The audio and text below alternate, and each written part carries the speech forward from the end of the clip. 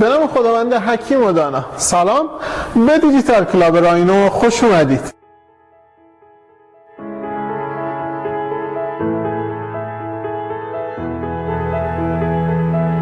بعد از شناخت جایگاه پرینتر در روند درمان، در این ویدیو میخوایم با شما در مورد پارامترهای فنی که در هر خرید پرینتری باید چک بشه صحبت کنیم.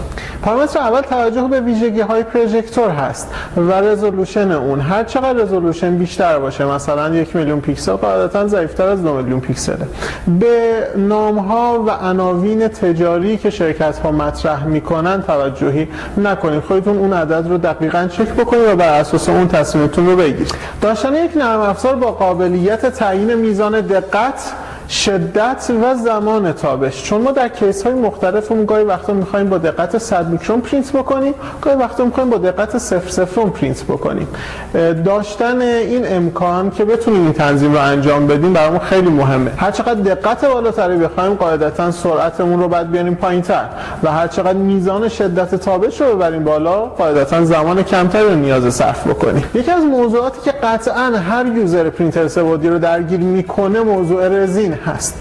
تأمین دیرتر رزین با توجه به شرایط تحریمی که خیلی وقتا برای ما وجود داره، افزایش ناگهانی قیمت رزین، تفاوت دمایی که در شرایط مختلف فصلی و حتی در فضاهای مختلف ممکنه برای کارایی خود رزین اتفاق بیفته، در کنار این رزین‌های جدیدی که میتونه به بازار وارد بشه. همه اینها نیاز هست که ما در نرم افزارمون قابلیت تنظیم و کالیبره برای انواع رزین‌ها رو داشته باشیم که بتونیم در هر لحظه‌ای و در هر شرایطی بهترین استفاده از اون پرینتر داشته باشیم. یکی دیگه از موضوعاتی که در ذیل همین پارامتر رزین هم میشه مطرح کرد، موضوع فرکانس لامپ یووی هست در کیور کردن رزین.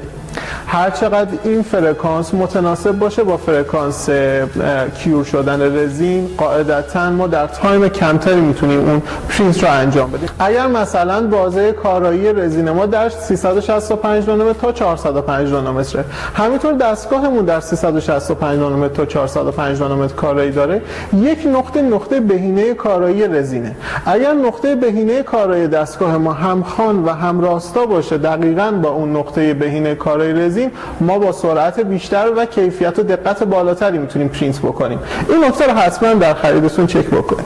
طول عمر و گارانتی قطعات رو، خصوصا پروژکتور رو، به عنوان پارامتر بعدی که در خریدتون باید توجه بکنید. حتما از شرکت هایی که میخواد خرید داشته باشید بخواید. قابلیت کنترل توسط وای فای یکی از دیگر پارامترهاییه که در کاربری خصوصا خیلی سهولت ایجاد میکنه و حس خیلی متفاوتی هم به کاربر میده. حتما اینو چک بکنید که دستگاهتون داشته باشه. سرعت پرینت وابسته به ارتفاع قطعاتی هست که روی پلیت قرار میدیم.